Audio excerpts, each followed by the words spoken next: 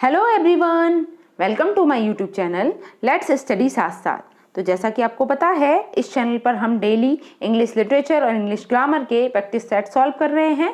इसी सीरीज़ में आज की हमारी वीडियो है। आई होप हम मेरी प्रीवियस वीडियोस को आपने देख लिया होगा, और अगर किसी ने नहीं देखा है तो प्लीज़ उन्हें भी जाकर देखें, क्योंकि वो सारी ही वीडियोज़ आपके लिए इम्पॉर्टेंट हैं, आपकी डेली प्रैक्टिस के लिए ज़रूरी है। ठीक है, तो आपको उनको भी देख लेना है। तो चलिए फिर आज की वीडियो शुरू करते हैं। First question is complete the following sentence using the appropriate option. Okay, यहाँ पे फिल करना है।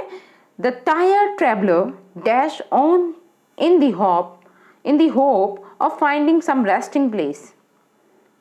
तो ब्लैंक में क्या आना चाहिए? ऑप्शन है stalled, screwed, paraded, plodded. Which one is suitable? सोचिए, आंसर कीजिए। देखिए, अगर हम इनके मीनिंग्स की बात करें तो स्ट्रॉल मतलब क्या होता है? स्ट्रॉल मतलब होता है टहलना। ठीक है, और अगर हम स्क्रूड की बात करें तो ये है शीघ्र चलना, ये तेज तेज चलना। ठीक है, चलना। और पैरेडेड की बात करें तो पैरेडेड का मतलब होता है दिखावा करना, दिखावा करना। ओके, और अगर हम प्लॉडेड की बात करें तो थक कर भारी कदमों के साथ चलना। ठीक है, थकान भरा चलना, थकान भरा। ठीक है, अब अगर हम सेंटेंस की सेंस लगाएं, द टायर्ड ट्रेवलर। देखिए, टायर्ड ट्रेवलर मतलब थका हुआ यात्री है, तो वो किस तरीके से चलेगा? On in the hope of finding some resting place, तो ये है प्लॉडेड। ठीक है, option number D is the right answer. Plodded मतलब थकान भरे कदमों से, भारी कदमों से चलना। ठीक है, option number D is the correct answer. Moving to the next question. Question second is the boys. इसमें कहा गया the following sentence has been divided into 4 parts, one of which contain an error, select the option. Okay, देखिए error finding से question है। एक sentence को basically 4 parts में divide कर दिया गया है, हमें उस पार्ट को बताना है जिसमें एरर है। ओके, तो सेंटेंस है the boys from Akshara apartments has not come today. तो बताइए किस पार्ट में इसके एरर है? तो जैसा कि आप समझ ही गए होंगे, देखिए ये सब्जेक्ट वर्ब कॉम्प्लीमेंट से है क्वेश्चन। ठीक है, अब आप देखें, अगर सब्जेक्ट हमारा सिंगुलर होता है तो वर्ब भी सिंगुलर आती है, और अगर हमारा सब्जेक्ट प्लूरल हो तो वर्ब भी प्लूरल ही यूज करते हैं। ओके, तो यहाँ पे देखिए द बॉयज, सब्जेक्ट कैसा है? Plural, the boys from Akshara apartments. Okay, तो यहाँ पे जो हेल्पिंग वर्ब है वो हैज ना लग के क्या लगनी चाहिए थी? हैव। ठीक है, have not come today. Okay, तो option number B is the right answer, क्योंकि इसी पार्ट में एरर है, part B. Next question, question number third is have you seen Patsy, doesn't she resemble like her sister. तो बताइए इसमें क्या करना है हमें? बेसिकली ये भी एरर फाइंडिंग से ही है क्वेश्चन।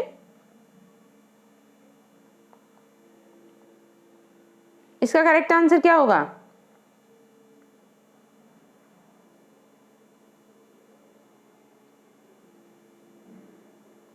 सोचिए, आंसर कीजिए। हैव यू सीन बैट से, देखिए यहाँ पे ये जो सिंबल लगा है ना, ये रॉन्ग है, टाइपिंग एरर है ये। ठीक है, हैव यू सीन बैट्सी, और बैट्सी के बाद क्वेश्चन मार्क, उसके बाद ये वाला सिंबल भी रॉन्ग है, उसके बाद है doesn't she resemble her sister. तो इसके किस पार्ट में एरर है? देखिए ये चीज आपको ध्यान में रखनी है कि कुछ ऐसे वर्ड्स होते हैं जो अपने साथ प्रीपोजिशन का यूज नहीं करते। ठीक है, अपने साथ प्रीपोजिशन नहीं लेते, जैसे एंटर हुआ।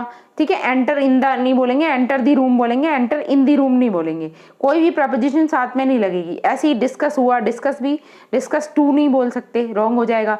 मैरी हुआ, इसके साथ भी कोई प्रपोजिशन नहीं लगाते। लैक, ठीक है, ऐसे ही रिजेंबल है, तो रिजेंबल के साथ हम कोई प्रपोजिशन का यूज नहीं करेंगे, और यहाँ पे प्रपोजिशन आया है लाइक, तो ये हट जाना चाहिए। ठीक है, तो पार्ट बी में ही एरर है। Okay, option number B is the right answer. Moving to the next question. Question number 4 is a jack of all trades, इसका मीनिंग क्या होता है बताइए। A jack of all trades, option है someone who has many skills. Okay, next है a confident and not very serious young man, someone who has hit the jackpot, a great businessman. तो क्या होगा इसका right answer, a jack of all trades. Yes, a jack of all trades, इसका correct meaning होगा someone who has many skills. Option number A is the right answer. Next question number 5 is direction, complete the following sentence by using the appropriate preposition. Okay, यहाँ पे हमें preposition fill करनी है। Sentence है he got to the station just dash time to catch 8:45 shuttle. तो option है just by time, just in time, just upon time, just at time. What is the correct answer?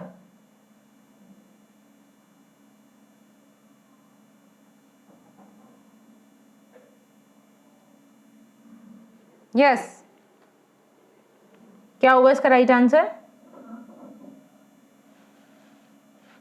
Yes, इसमें just के साथ लगाएंगे in, just in time, just in time. Okay, option number B is the right answer. इसका मतलब होता है in time का, in time means होगा not late, punctual correct sentence. Okay, moving to the next question. Question number 6 is, when I was here a few months ago, they were building a new mall. They were building a new mall. तो बताइए इसमें क्या करना है हमें? इसमें देखिए active से पैसिव में चेंज करना है हमें इसे, ठीक है। तो बताइए इसका पैसिव कैसे बनेगा? सेंटेंस है when I was here a few months ago, they were building a new mall.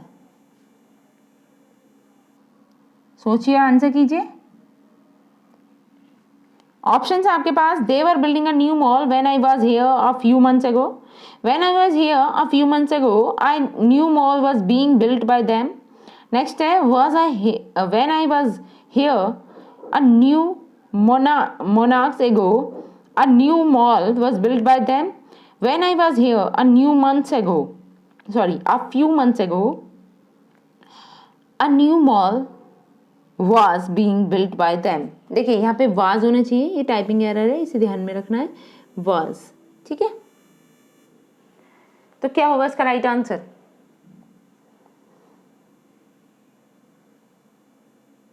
Yes, इसका करेक्ट आंसर ऑप्शन डी ही है। When I was here a few months ago a new mall was being built by them. क्योंकि देखिए यहाँ पे क्या है, past continuous tense से sentence है, क्योंकि इसमें वाज वर प्लस वर्ब की फर्स्ट फॉर्म में आईएनजी यूज हो रहा है, ठीक है। और जब भी हम इसका पैसिव वॉइस बनाते हैं ना, तो उसमें हम हेल्पिंग वर्ब के साथ में बीइंग का भी यूज करना शुरू कर देते हैं, plus verb third. Okay, being plus verb third हो जाता है। तो यहाँ पे अगर हम बात करें तो इसमें वर्ब बिल्ड था, इसलिए रॉन्ग हो गया ये।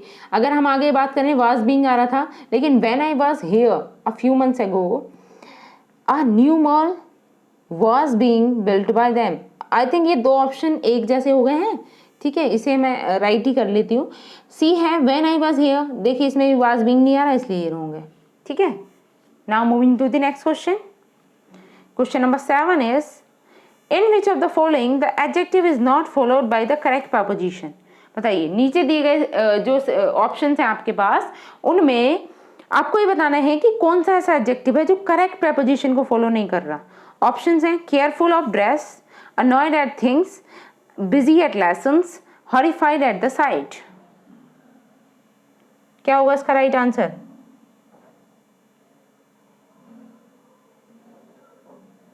यस,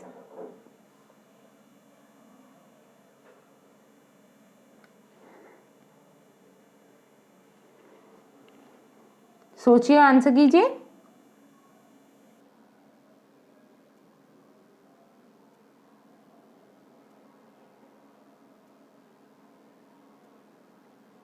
क्या हो सकता है इसका right answer?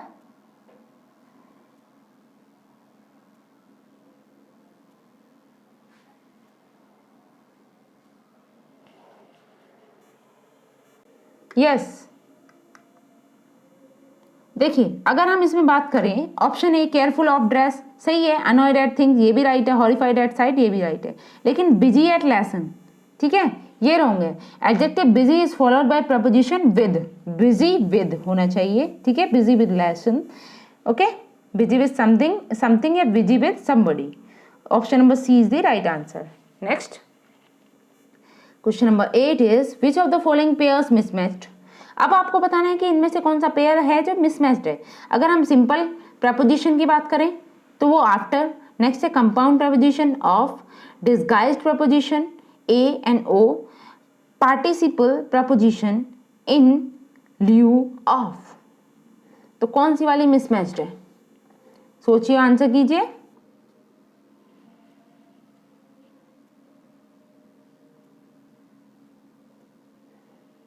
What is the correct answer? Yes. इसमें अगर हम मिसमैच्ड की बात करें, sorry pairs of matched, which of the following pairs is matched, इसमें सॉरी मिसमैच्ड नहीं पूछा गया है, इसमें पूछा गया है कि कौन सा पेयर करेक्टली मैच्ड है, ठीक है। तो इसमें अगर हम देखें तो कंपाउंड प्रपोजिशन ऑफ, यस, क्या ये सही है? ऑप्शन सी है disguise preposition A and O, yes, इसका पार्ट सी ही है जो करेक्टली मैच्ड है। अगर हम सिंपल प्रपोजिशन की बात करें तो इसमें आएगा ऑफ, ठीक है। और अगर हम फ्रेज प्रपोजिशन, ठीक है, फ्रेज प्रपोजिशन की बात करें तब ये आता है in lieu of, not participle preposition में, okay. Now moving to the next question. Question 9 is hardly had he reached home when the telephone rang। तो बताइए इसमें जो had he reached लिखा हुआ है क्या इसको चेंज करना है? ये सही है, he had reached होगा, did he reach होगा, he reached होगा या no improvement? सोचिए।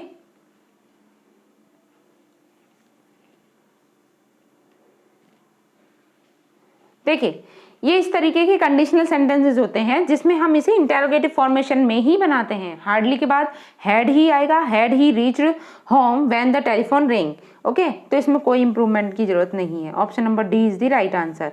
Next question number 10 is which one of the following is the correctly edited sentence. बताइए इनमें से कौन सा ग्रामेटिकली करेक्ट सेंटेंस है। ए है we decorated in white the kitchen last year, we decorated the kitchen in white last year, we decorated last year the kitchen in white, the kitchen we decorated last year in white. तो कौन सी formation सही है यहाँ पर? देखिए हमें sentence का proper structure पता होना चाहिए कि सबसे पहले सब्जेक्ट आना है, उसके बाद अगर हेल्पिंग वर्ब है तो हेल्पिंग वर्ब, नहीं तो main verb, then object, then complement, ठीक है। तो इसी के अकॉर्डिंग हम देखें तो सबसे पहले हम सब्जेक्ट देखेंगे वी, जो सभी ऑप्शंस में है, इसमें नहीं है, द किचन और सब्जेक्ट नहीं है हमारा, इसलिए डी पार्ट रॉन्ग हो गया, ठीक है। तो सब्जेक्ट सभी में, बाकी 3 में वी, ठीक है। उसके बाद आनी चाहिए वर्ब, डेकोरेटेड, ये भी है सभी में, लेकिन वर्ब के तुरंत बाद हम ऑब्जेक्ट का यूज करेंगे ना कि अदर वर्ड्स का। तो ऑब्जेक्ट है इसमें the kitchen, we decorated the kitchen, ठीक है। तो ऑप्शन बी में ही आ रहा है, इसमें लास्ट ईयर है, यहाँ पे वाइट है, ये दोनों रॉन्ग हो गए। Option number B is the right answer, we decorated the kitchen in white last year, okay. Now moving to the next question. Question number 11 is the art of producing beautiful hand writing is none as. आपको बताना है कि beautiful hand writing जो होती है उसे क्या बोलते हैं। ऑप्शन है कैलमिटी, कैलीग्राफी, कोरियोग्राफी या फिर anaesthesia. What is the correct answer? Yes, art of producing beautiful hand writing.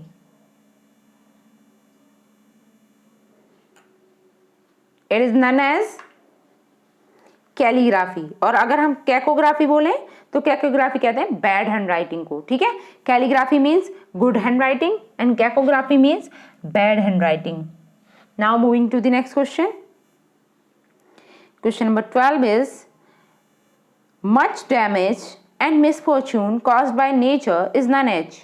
देखिए नेचर के द्वारा मतलब प्रकृति के द्वारा मच डैमेज एंड मिसफॉर्चून, ठीक है, कोई ऐसी दुर्भाग्यवश घटना का घट जाना, उसे क्या बोलेंगे? ऑप्शन है calamity, facet, penury, fertility. What is the correct answer? Yes, much damage and misfortune caused by nature is called as calamity। ठीक है, option number A is the right answer. Moving to the next question. Question number 13 is identify the adverb in the given sentence. Okay, इसमें adverb find out करना है। Sentence है रमेश, ठीक है, इसे रमेश ही कर लीजिए रोमेश की जगह। Just a minute, let me correct the pen. हाँ, Ramesh keeps fit by playing badminton regularly. तो बताइए इसमें कौन सा वर्ड आपको एडवर्ब लग रहा है? तो ये तो बहुत ही ईजी हो गया आपके लिए, ठीक है, आप आसानी से पहचान लेंगे। एडवर्ब क्या है इसमें? कीप्स तो देखो वर्ब हो गई, बैडमिंटन नाउन हो गया, playing also verb, regularly it is an adverb. Now moving to the next question. Question 14 is identify the adverb in the given sentence. देखिए इसमें भी हमें एडवर्ब आइडेंटिफाई करना है। सेंटेंस है the two people were seriously injured in the accident. तो adverb क्या होगा? देखिए हम ऑप्शन के अकॉर्डिंग देखें तो इंजर्ड क्या है? वर्ब है, ठीक है, एक्सीडेंट क्या है? नाउन है, ठीक, और टू क्या है? टू एक एडजेक्टिव बोल लीजिए या डिटर्मिनर बोल लीजिए, ठीक है, और सीरियसली क्या हो गया? It is an adverb. Okay, now moving to the next question. Question 15. The correct sentence in the positive degree is। देखिए यहाँ पे हमें उस सेंटेंस को बताना है जो पॉजिटिव डिग्री में दिया हुआ है, ठीक है, ना तो हमें यहाँ कंपैरेटिव डिग्री देखनी है ना ही सुपरलेटिव। सेंटेंस है this Roger is sharper than that, sorry Roger नहीं, razor, this razor is sharper than that one. Next है this razor is not as sharp as that one. Next है this razor is the sharpest of all, this razor is sharper than this one. तो इसमें positive degree वाला sentence कौन सा लग रहा है आपको? तो बहुत ही इजी होगा आपके लिए पहचानना, क्योंकि हर ऑप्शन में देखिए शार्पर कंपैरेटिव डिग्री रॉन्ग है, शार्पेस्ट सुपरलेटिव डिग्री रॉन्ग है, शार्पर कंपैरेटिव डिग्री रॉन्ग, ठीक है। तो option number B is the right answer. This razor is not as sharp as that one. Moving to the next question. Question number 16 is which is the correct spelling. देखिए ये भी, this is also easy one. आज का मेरा जो mock test है वो easy ही है, ठीक है। एड्रेस की स्पेल कौन नहीं जानता? करेक्ट स्पेलिंग क्या है एड्रेस की? Yes, what is the correct spell? सोचिए और आंसर कीजिए। एड्रेस की करेक्ट स्पेल है option number A, address, ADDRESS। Moving to the next question. Question number 17, find out the correct spelling. यहाँ भी आपको करेक्ट स्पेलिंग ही बतानी है एलेक्सर की। तो क्या होगी? सोचिए, आंसर कीजिए।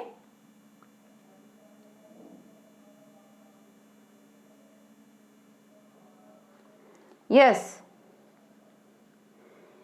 इसकी जो करेक्ट स्पेलिंग है वो है एलेक्सियर, ठीक है, एलेक्सियर, ELIXIR, which means the contents and absolute embodiment of anything. Okay, option number A is the right answer. Next, question number 18 is find out the misspelled। अब इसमें से हमें ये बताना है कि misspelled वर्ड कौन सा है। बाकी तीन करेक्ट है, ठीक है, डिस्पैरिस, लेसेंटियस, मेलेबल, डेलेमा। तो किसकी स्पेलिंग गलत लिखी हुई है?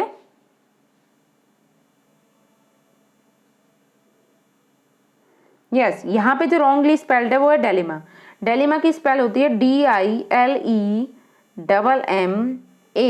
डेलिमा, ठीक है, विच मीन्स एनी डिफिकल्टी और प्रीफ्लेक्सिंग सिचुएशन और problem. Okay, moving to the next question. Question number 19 is pick out the correct spelling of the word among the following words. Okay, इसमें से platitude की correct spelling वाला word कौन सा है? What is the correct spelling of platitude? Yes, सोचिए, answer कीजिए। Right spell of platitude. Platitude की स्पेल होती है PLATITUDE, ठीक है। तो option number D is the correct answer, platitude.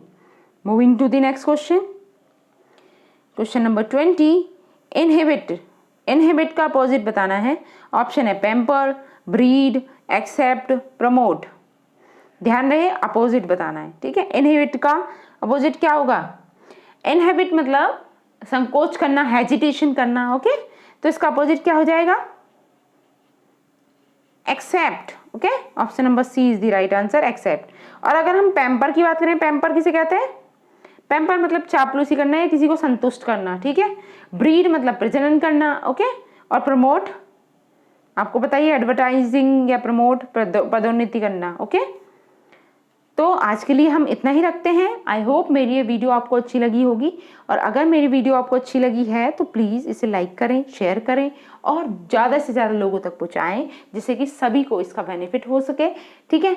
और ये हमारा मॉक टेस्ट है जिसे हमने करा है, और आपको भी अपने सारे आंसर्स मतलब आपके कितने करेक्ट हुए हैं इसका जवाब आपको मुझे कमेंट बॉक्स में देना है। आपका कितना स्कोर बन रहा है 20 में से, ठीक है। आई होप आपके 20 आउट ऑफ 19 तो रहे ही होंगे, ठीक है। और आपको अगर वीडियो से रिलेटेड कोई भी सजेशन देना है तो आप कमेंट बॉक्स में कर सकते हैं। मैं कोशिश करूँगी कि मैं आपकी हर डिफ़िकल्टी को दूर कर सकूं, ठीक है। आपको कोई भी इशू आता है तैयारी से रिलेटेड, कोई भी किसी भी टॉपिक को लेके प्रॉब्लम है तो आप बोल सकते हैं, मैं उस पर भी वीडियो प्रोवाइड करूंगी, ठीक है। तब तक के लिए thanks for watching, keep learning.